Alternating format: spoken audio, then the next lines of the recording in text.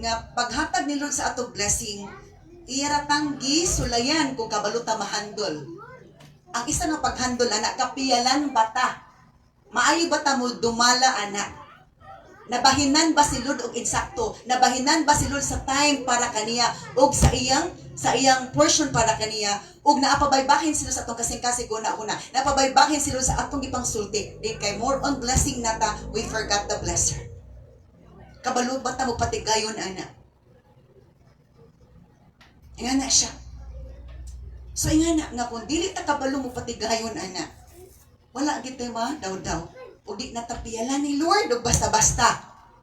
Alo? Di natapiyalan ni Lord o basta-basta kung dili ta kabalo mo handle na nga. Maayon lang kita, mangayo, pag humana to pangayo, wala na ilabot si Lord. O tagaan na pa ni Lord, wala na ilabot si Lord. Sawa pa ta tagay panalangin, nanghangyo ta ni Lord. Diba?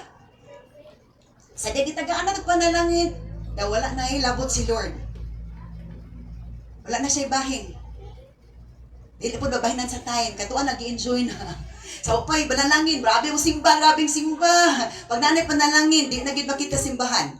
O pag-ibahin si Lord. And that's very, paan sa Ginoo?